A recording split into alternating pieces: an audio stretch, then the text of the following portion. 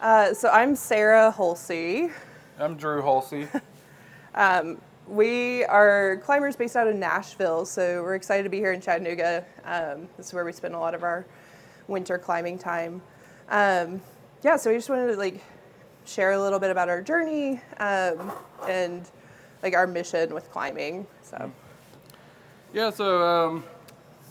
I started climbing in 2019 after I saw the movie. You probably heard of it, Free Solo. It kind of got me stoked on the sport, and I didn't know if I could do it or not because of my size. So after seeing the movie, I got the guts to go to a gym and see if I could do the thing. I googled can fat people climb?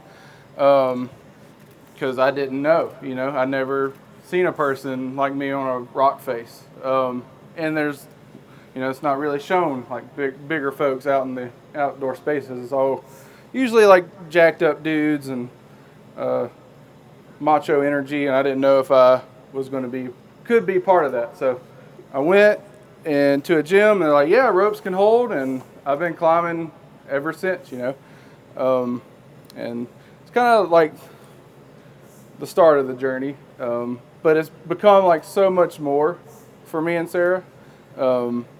We've actually built a community of kind of bigger folks, plus size folks. We found our people, so yeah. I'll let Sarah tell her side of the story. So when Drew told me about going to see the movie Free Solo, I didn't want to go. I was like, we don't rock climb. What's the point? He said it's going to be a pretty Nat Geo movie. We should go see it.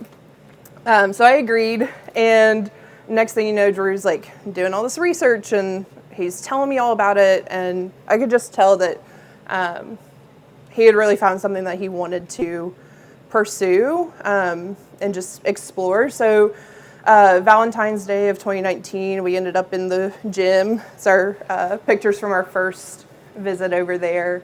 And then by August, we were on our first outdoor trip with our gym. And then by November, we were in the red by ourselves for the first time. So we definitely fell into climbing at the perfect time for us. We were within a year of our marriage, and just looking for ways to get outside and to connect with other people in ways that we hadn't had access to before. So next thing you know, we're Drew's starting to post on social media. Shortly after our first trip to the gym too. The only person that we saw that was similar to us was Jeremy Arntz. He goes by Sleepy Climber Pete on Instagram, and seeing somebody else that was our size gave us the confidence to say, okay, we're actually capable of doing this. And there might be more people that don't know that they can do it as well. So. Yeah, and that's kind of led to I guess my quote unquote platform. Me talking about my experience as a fat guy in the outdoors has led to like I said earlier, finding a community. And I started kind of writing about my experience, and that got some more traction. It got more, relatable, and I ended up in a climbing magazine. I don't know how I ended up there, but just telling my story, and showing up, led to that, because I kind of wanted, I didn't mean to be the guy that's everyone can relate to. I just wanted to post my climbs, but it turned into people being yeah, I also feel these same thoughts. I also can relate to being in a bigger body. Because we always think of the idea of I come first so others can go second, I'll take the blunt of it all so other people can be comfortable in this sport. And that's what it's led to. So, we ended up, I wrote an article for, I think it's now Outside Magazine. And that gained a lot of traction, and that also led to me and Sarah ended up in a Patagonia catalog randomly. You never know what you can do, or you never know when you start something how big it can get. But if you got the drive and motivation to keep going, you can take it as far as you want it to. Sweet. So through this process, like Drew's formed relationships with a couple brands and has started being able to do clinics at festivals.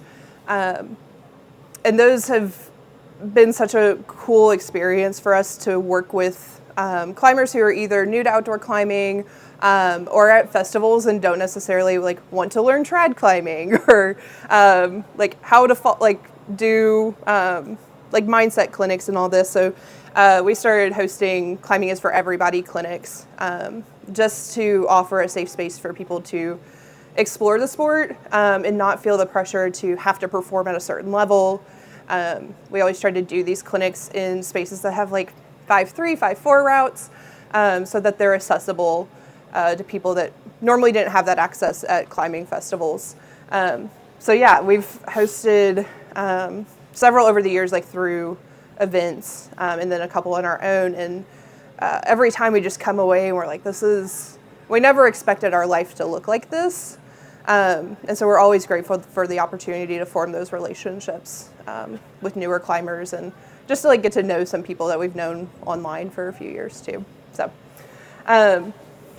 yeah, so through all this, like Drew mentioned the gift of going second, which is a principle that we really love.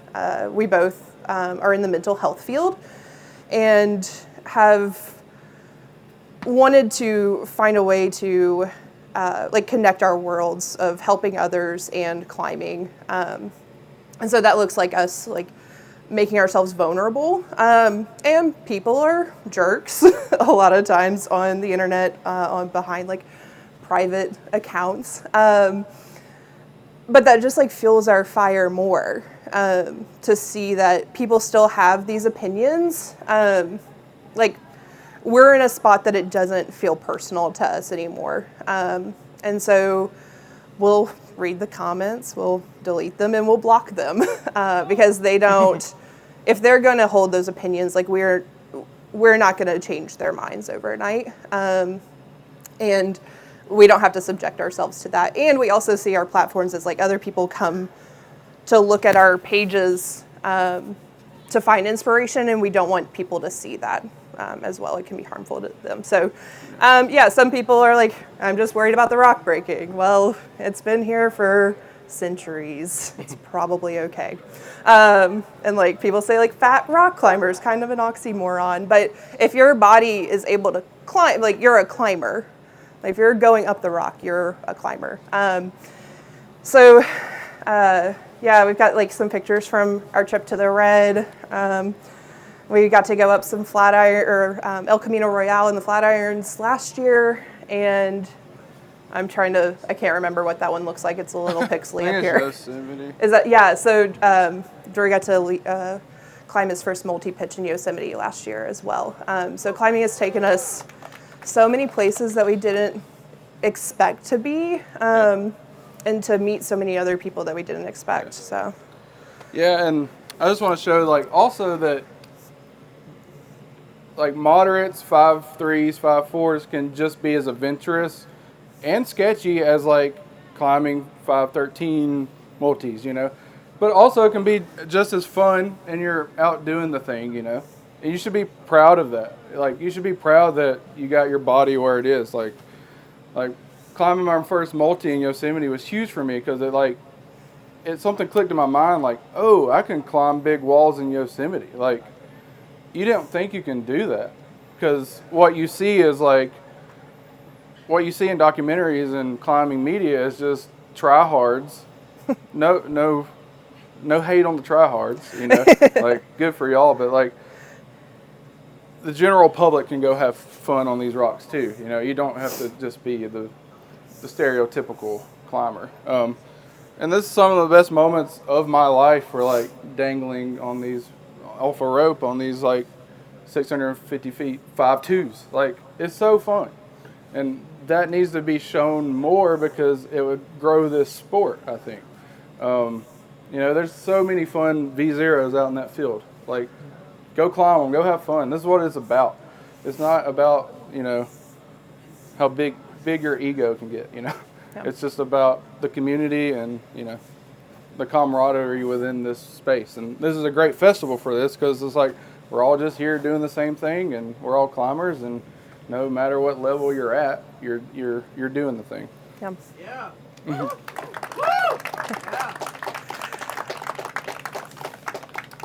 So something that I always encourage people to look at, whether that's like with my clients that I'm doing therapy with, or just people that we're talking to in general, is to diversify your like social media feed specifically. If you're only seeing people who are trying the hardest routes in the world, or are, you know, constantly training, and like that's like inspiring, yes, but also it can really get us in a weird headspace. So finding people who don't look like you, people who are different sizes than you, who are also engaging in adventurous sports has been one of the best things that I've done for my social media feeds, for my own personal health, but also, yeah, I just love to encourage people to do that as well, so that you can encourage your friends and other people you may come across that, yeah, they have the ability to do this as well. It's not reserved for a certain specific type of person. So, yeah. Anything else? Any other slides? No. Yeah. Cool. Sweet. So we'll wrap up here. We would love to talk with y'all more, so feel free to come up and say hi while we're out today. Yep.